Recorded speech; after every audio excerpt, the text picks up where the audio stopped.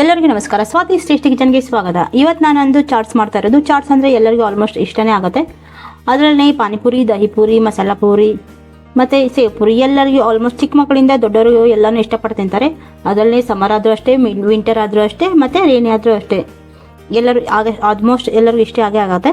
ಅದರಲ್ಲೇ ನಾನಿವತ್ತು ಮಸಾಲ ಪೂರಿ ಮಾಡ್ತಾ ಇರೋದು. ಮಸಾಲ ಪೂರಿ ಈಸಿಯಾಗಿ ಮನೆಯಲ್ಲಿ ಹೆಲ್ದಿಯಾಗಿ ಯಾವ ಥರ ಮಾಡ್ಕೊಳ್ಳೋದು ಅಂತ ಹೇಳ್ತೀನಿ. ಅದಕ್ಕಿಂತ ಮುಂಚೆ ನನ್ನ ಚಾನಲ್ ಯಾರಾದರೂ ಸಬ್ಸ್ಕ್ರೈಬ್ ಮಾಡದೆ ನೋಡ್ತಾ ಇದ್ದೀರಾ, ಪ್ಲೀಸ್ ಸಬ್ಸ್ಕ್ರೈಬ್ ಮಾಡ್ಕೊಳ್ಳಿ ಮತ್ತು ಪಕ್ಕದಲ್ಲಿರುವ ಬೆಲ್ ಬಟನ್ ಪ್ರೆಸ್ ಮಾಡಿ. ಆದಷ್ಟು ನಿಮ್ಮ ಫ್ರೆಂಡ್ಸ್ ಆ್ಯಂಡ್ ಫ್ಯಾಮಿಲಿ ವಿಷಯ ಶೇರ್ ಮಾಡಿ.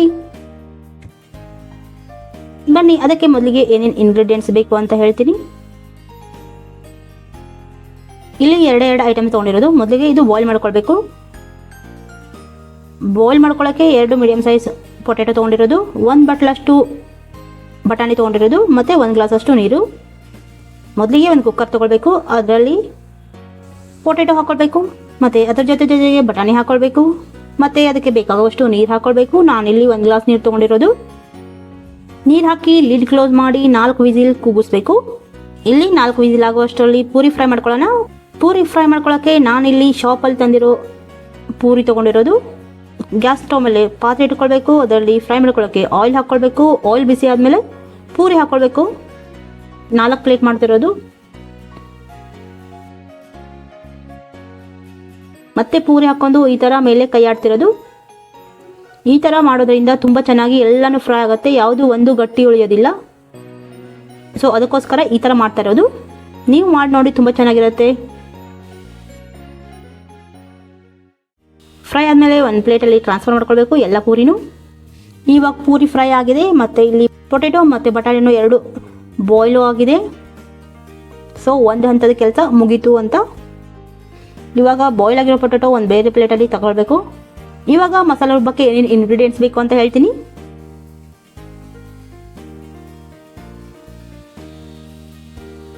ಒಂದು medium size onion, 1 medium size tomato, 2 green chilli, ಅರ್ಧ ಟೀ ಸ್ಪೂನಷ್ಟು ಸೋಂಪು, ಅರ್ಧ ಟೀ ಸ್ಪೂನಷ್ಟು ಜೀರಿಗೆ, ಅರ್ಧ ಇಂಚು ಚಕ್ಕೆ, ಒಂದೇ ಒಂದು ಲವಂಗ, 6 ಬ್ಲ್ಯಾಕ್ ಪೆಪ್ಪರ್ ತೊಗೊಂಡಿರೋದು,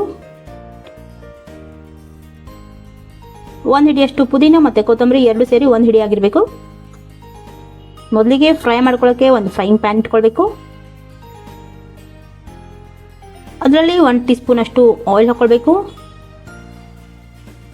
ಆಯಿಲ್ ಬಿಸಿ ಆದಮೇಲೆ ಹಸಿರು ಮೆಣಸಿನಕಾಯಿ, ಆನಿಯನ್ ಮತ್ತು ಸೋಂಪು, ಜೀರಿಗೆ, ಪೆಪ್ಪರ್, ಪುದೀನ, ಕೋರಿಯಂಡರ್ ಎಲ್ಲನೂ ಹಾಕ್ಕೊಂಡು ಫ್ರೈ ಮಾಡ್ಕೊಳ್ತಿರೋದು. ಕೋರಿಯಂಡರ್ ಮತ್ತು ಪುದೀನ ನೀವು ಬೇಕಾದರೆ ಲಾಸ್ಟಿಗೇನೋ ಮಿಕ್ಸಿ ಜಾರಲ್ಲಿ ಹಾಕುವಾಗ ಡೈರೆಕ್ಟಾಗಿ ಹಾಕ್ಕೊಳ್ಬೋದು. ನಾನಿಲ್ಲಿ ಸ್ವಲ್ಪ ಫ್ರೈ ಆಗಿದೆ, ಹಸಿ ವಾಸನೆ ಹೋಗಿರುತ್ತೆ, ಸೊ ಮೈಲ್ಡಾಗಿ ಚೆನ್ನಾಗಿರುತ್ತೆ ಅಂತ ನಾನು ಈ ಥರ ಮಾಡ್ಕೊಳ್ತಿರೋದು. ಮತ್ತು ಉಳಿದಿರೋದೆಲ್ಲ ಐಟಮ್ಸ್ ಎಲ್ಲ ಹಾಕ್ಕೊಂಡು ಫ್ರೈ ಮಾಡ್ಕೊಳ್ಬೇಕು. ಇವಾಗ ಹಸಿ ವಾಸನೆ ಹೋಗುವವರೆಗೂ ಹುರಿದ್ರೆ ಆಯಿತು.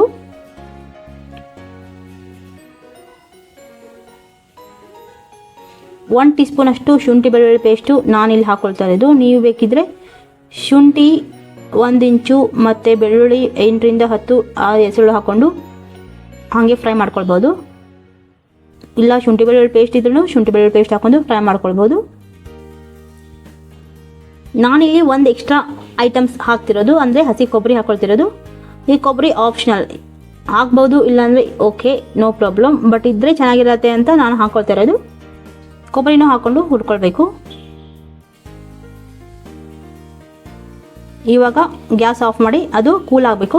ಕೂಲ್ ಆಗೋವರೆಗೂ ಬಿಡಬೇಕು. 1 ಟೇಬಲ್ ಸ್ಪೂನಷ್ಟು ಬಟಾಣಿ ತೊಗೊಂಡಿರೋದು, ಬಾಯ್ಲ್ ಮಾಡಿರೋದು. ಇವಾಗ ಆನಿಯನ್ ಟೊಮೆಟೊ ಎಲ್ಲ ಕೂಲ್ ಆದಮೇಲೆ ಮಿಕ್ಸಿಯಲ್ಲಿ ಟ್ರಾನ್ಸ್ಫರ್ ಮಾಡ್ಕೊಬೇಕು, ಮಿಕ್ಸಿ ಜಾರಲ್ಲಿ. ಇವಾಗ ಸಣ್ಣಾಗಿ ಪೇಸ್ಟ್ ಮಾಡ್ಕೊಂಬರ್ಬೇಕು. ಸ್ವಲ್ಪ ನೀರು ಹಾಕಿ ನೋಡಿ, ಪೇಸ್ಟ್ ಆಗಿದೆ. ಇವಾಗ ಒಂದು ಪಾತ್ರೆ ಇಟ್ಕೊಳ್ಬೇಕು. ಅದರಲ್ಲಿ ನಾವು ಏನು ಪೇಸ್ಟ್ ಮಾಡ್ಕೊಂಡಿರ್ತೀವಲ್ಲ ಅದನ್ನೆಲ್ಲನೂ ಆ ಪಾತ್ರೆಯಲ್ಲಿ ಟ್ರಾನ್ಸ್ಫರ್ ಮಾಡ್ಕೊಳ್ಬೇಕು.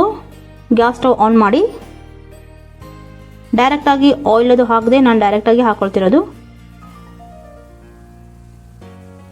ಸ್ವಲ್ಪ ಮಿಕ್ಸಿ ಜಾರಲ್ಲಿ ನೀರು ಹಾಕಿ ಹಾಕ್ಕೊಳ್ತಾ ಇರೋದು. ಚೆನ್ನಾಗಿ ಕಲಿಸ್ಕೊಳ್ಬೇಕು.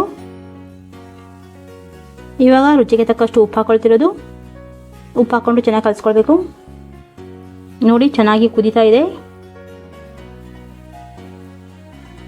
ಇವಾಗ ಬಟಾಣಿ, ಬಾಯ್ಲ್ ಮಾಡಿರೋ ಬಟಾಣಿ ಮತ್ತು ಪೊಟ್ಯಾಟೊ ಹಾಕ್ಕೊಳ್ಬೇಕು. ಹಾಕ್ಕೊಂಡು ಚೆನ್ನಾಗಿ ಕಲಿಸ್ಕೊಳ್ಬೇಕು.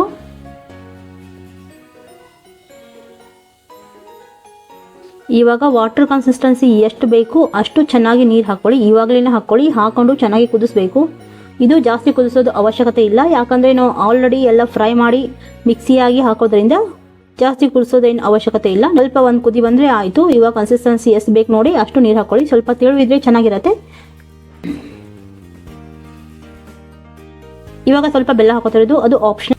ಟೇಸ್ಟ್ ಚೆನ್ನಾಗಿರುತ್ತೆ ಅಂತ ಹೇಳಿ ಸ್ವಲ್ಪ ಮೈಲ್ಡಾಗಿ ಸ್ಪೈಸಿ ಇರೋದಿಲ್ಲ ಅಂತ, ಸೊ ಚಿಕ್ಕ ಮಕ್ಕಳು ತಿನ್ನೋದ್ರಿಂದ ನಾನು ಸ್ವಲ್ಪ ಮೈಲ್ಡಾಗಿ ಮಾಡ್ತಾ ಇರೋದು. ನೀವು ಸ್ಪೈಸಿ ಜಾಸ್ತಿ ಬೇಕಾದರೆ ಮೆಣಸಿನ್ಕಾಯಿ ಸ್ವಲ್ಪ ಜಾಸ್ತಿನೂ ಹಾಕ್ಕೊಳ್ಬೋದು.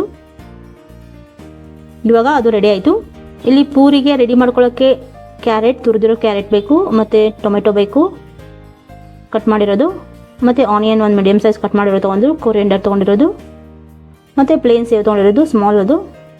ಮಸಾಲೆ ಪೂರಿ ಎಲ್ಲ ಒಂದು ಪ್ಲೇಟಲ್ಲಿ ಸರ್ವ್ ಮಾಡ್ಕೊಳ್ಳೋಕ್ಕೆ ಇಷ್ಟೆಲ್ಲ ಐಟಮ್ಸ್ ಬೇಕಾಗಿರುತ್ತೆ. ಇವಾಗ ಪ್ಲೇಟಲ್ಲಿ ಸರ್ವ್ ಮಾಡ್ಕೊಳ್ಳೋಣ.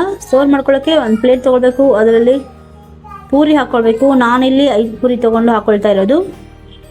ಈ ಥರ ಮೇಲೆ ಕಟ್ ಮಾಡಿ ಹಾಕ್ಕೊಳ್ಬೇಕು. ಅದಕ್ಕೆ ಆನಿಯನ್, ಕ್ಯಾರೆಟ್ ಮತ್ತು ಕೊತ್ತಂಬರಿ ಎಲ್ಲ ಹಾಕ್ಕೊಳ್ಬೇಕು. ನೀವು ಸ್ವಲ್ಪ ಜಾಸ್ತಿನೂ ಹಾಕ್ಕೊಳ್ಬೋದು. ಇಲ್ಲಿ ನೋಡಿ ನಾನಿಲ್ಲಿ ಈ ಥರ ಹಾಕ್ಕೊಂಡಿರೋದು. ನೀವಿಲ್ಲಿ ಕ್ಯಾರೆಟು ಆನಿಯನ್ ಸ್ವಲ್ಪ ಜಾಸ್ತಿ ಬೇಕಾದರೂ ಜಾಸ್ತಿನೂ ಹಾಕ್ಕೊಳ್ಬೋದು.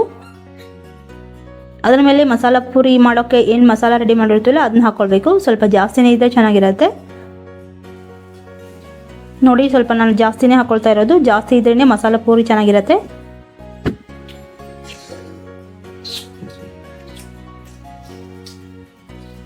ನಿಮಗೆ ಎಷ್ಟು ಮಸಾಲೆ ಬೇಕಲ್ಲ ಅದನ್ನ ಅಷ್ಟನ್ನು ಹಾಕ್ಕೊಳ್ಬೋದು. ಅದ್ರ ಮೇಲೆ ಕ್ಯಾರೆಟ್ ಹಾಕ್ಕೊಳ್ತಿರೋದು, ಆನಿಯನ್ ಹಾಕ್ಕೊಳ್ತಿರೋದು. ಇಲ್ಲಿ ಆನಿಯನ್ ಮತ್ತು ಕ್ಯಾರೆಟ್ ಎರಡನ್ನೂ ಹಾಕ್ಕೊಳ್ತಿರೋದು. ನೀವು ಸ್ವಲ್ಪ ಜಾಸ್ತಿನೂ ಬೇಕಾದರೆ ಜಾಸ್ತಿನೂ ಹಾಕ್ಕೊಳ್ಬೋದು. ಅದ್ರ ಮೇಲೆ ಟೊಮೆಟೊ ಹಾಕ್ಕೊಳ್ತಾ ಇರೋದು. ಅದ್ರ ಮೇಲೆ ಸಿಲೆ ಹಾಕೋತಿರೋದು.